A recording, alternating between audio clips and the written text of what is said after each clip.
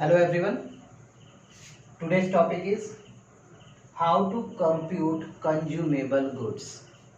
See this, जब भी आप income and expenditure account solve करते हैं तो उसमें आता है मटेरियल कंज्यूम्ड या फिर material purchase during the year, जो कि रिसिप्ट एंड पेमेंट के पेमेंट साइड में दिया रहता है और उसके साथ कुछ एडिशनल इन्फॉर्मेशन दिए रहते हैं। इसका मतलब ये होता है कि ड्यूरिंग द ईयर, जिस भी ईयर का आप income and expenditure account prepare कर रहे हैं, during the year how much that quantity of commodity we are consume you need to find out there. Okay, उसके लिए बेसिकली दो रूल्स हैं और वही दो रूल्स आपको यहाँ पे फॉलो करने हैं। हमने उसको दो केस में डिवाइड किया है। आप दो तरीके से इसको सॉल्व कर सकते हैं। किस तरीके से करेंगे? केस फर्स्ट, जब क्वेश्चन में material purchase during the year दे दिया हो, यानी कि ड्यूरिंग द ईयर आपने कितना मटेरियल खरीदा है वो दे दिया हो, तो सिंपली आपको करना क्या है, material purchase of the year या फिर ड्यूरिंग द ईयर आपको लिखने के बाद एडिशनल जो इंफॉर्मेशन होगा, यानी कि outside of receipt and payment account, उसमें आपको ओपनिंग स्टॉक फाइंड आउट करना है। ओपनिंग स्टॉक को ऐड कर देना है इसमें material purchase during the year में, और आपको क्लोजिंग स्टॉक को लेस कर देना है। इससे आप जो फाइंड आउट करेंगे, जो आपका रिजल्ट आएगा वो होगा material consume during the year debit to income and expenditure account. Because final result जो भी आएगा उसको हम डेबिट साइड में लिखते हैं, इनकम एंड एक्सपेंडिचर साइड में, क्योंकि यह एक्सपेंडिचर है उस ऑर्गेनाइजेशन के लिए, उस एनपीओस के लिए वो एक्सपेंडिचर होता है। Now come to the second case. Second case में क्या है, sometime instead of this material purchase amount paid to creditors during the year is given. कभी कभी मटेरियल परचेज ना दे करके अमाउंट पेड टू क्रेडिटर दे दिया रहता है, यानी कि उस समय आपको करना क्या होगा, आपको material purchase during the year निकालना होगा। कैसे निकलेगा material purchase during the year? ये आपका निकलेगा, यहाँ पे मैंने सॉल्यूशन लिखा हुआ है। सब first of all you will write here amount paid to creditors. जितना भी अमाउंट क्रेडिटर को पेड किया गया है आप उसको लिखेंगे। ऐड क्या करेंगे, जो भी क्लोजिंग क्रेडिटर होगा उस क्लोजिंग क्रेडिटर को उसमें ऐड कर देंगे। Sometimes that advance paid to creditor is given in the question also. तो आप करेंगे क्या, advance paid to creditor in the beginning में को क्या करेंगे, इसमें ऐड कर देंगे। क्योंकि अगर आप क्रेडिटर को एडवांस में दे रहे हैं शुरुआत में, सपोज अगर 1 अप्रैल 2018 टू 31 मार्च 2019 अगर आपका फाइनेंशियल ईयर है और आपने 1 अप्रैल 2018 को क्रेडिटर को पेड किया है, तो वो जो पेमेंट है वो ड्यूरिंग द ईयर का है, प्रीवियस ईयर का वो नहीं है, इसलिए ड्यूरिंग द ईयर वाले को हम ऐड कर देंगे। उसके बाद क्या करेंगे, लेस करेंगे। क्या लेस करेंगे, ओपनिंग क्रेडिटर को आप लेस कर देंगे। शुरुआत का जो भी क्रेडिटर होगा उस क्रेडिटर को आप लेस कर देंगे। ठीक उसी प्रकार अगर शुरुआत में एडवांस दिया गया है तो वो ड्यूरिंग द ईयर है, और लास्ट में एडवांस दिया गया है तो वो नेक्स्ट ईयर का है। तो नेक्स्ट ईयर से हमको क्या मतलब, हमें तो ड्यूरिंग द ईयर से मतलब है, तो नेक्स्ट ईयर अमाउंट जो भी एडवांस पे किया गया उसको भी लेस कर देंगे। ये प्रोसेस आपको करने के बाद आपका जो ये रिजल्ट आएगा, ये केस फर्स्ट का material purchase of the year है, जो कि केस फर्स्ट में मटेरियल परचेज दे दिया रहता है। तो ये आपको पूरा ये करने की जरूरत नहीं है। ओके, तो आपका रिजल्ट क्या आएगा, material purchase during the year. And if one time you have computed that material purchase during the year, what you will do there, you will just add the same process, you will again repeat here. Add क्या करेंगे, opening stock of materials, और less क्या करेंगे, closing stock of materials. You will get the result here, material consumed during the year again will be debited to income and expenditure account. Is that clear? Now इसको समझने के बाद आप इसी पे कुछ क्वेश्चन भी हम लोग सॉल्व करेंगे। So let's start the question. B K Goyal से मैं एक क्वेश्चन सॉल्व कर रहा हूँ। मैं क्वेश्चन नंबर लिख भी दे रहा हूँ यहाँ पे। I have that old addition book, so that numbers may be differ there in new book. Question number है आपका कंज्यूमेबल गुड्स।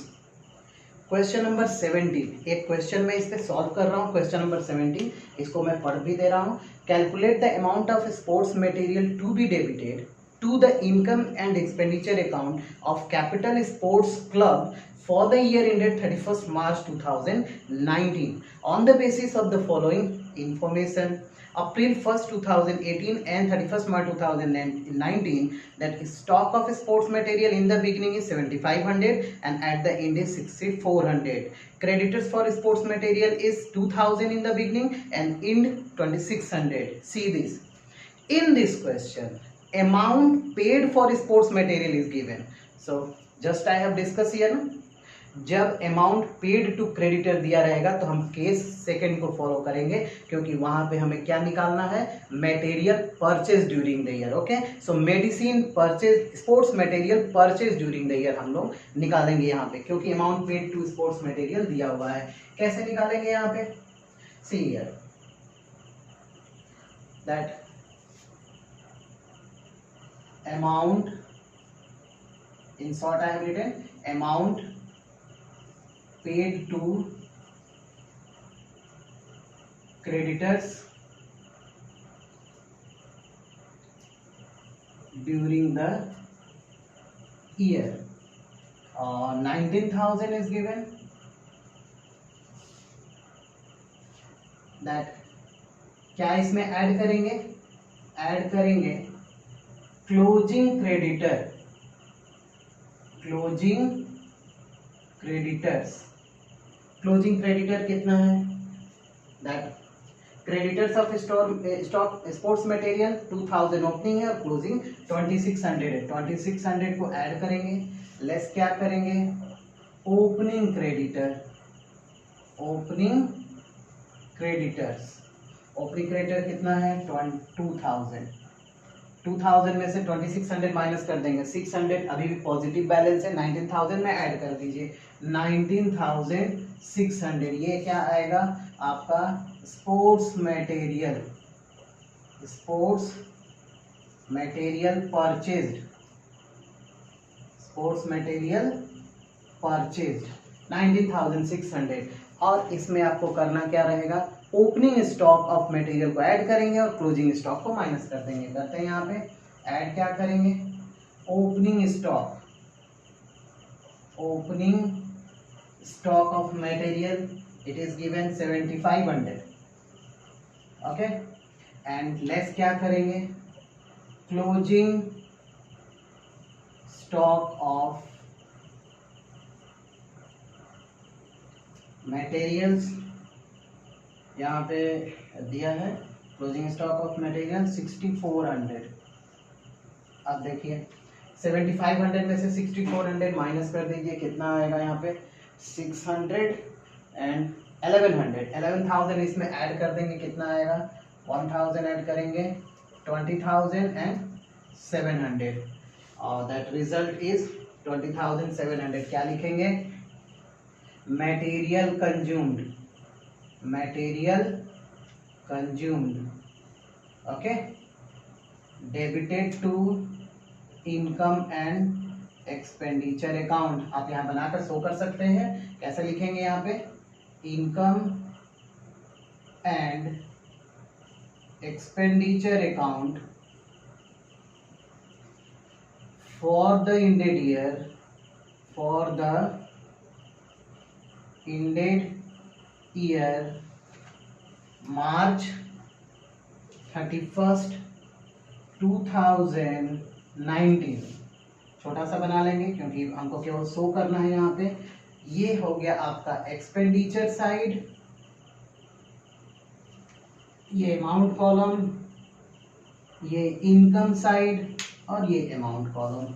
अब मटेरियल परचेज या फिर material consume during the year या ऑर्गेनाइजेशन के लिए क्या है, एक्सपेंडिचर है। So that if we will write here in this expenditure side to material consume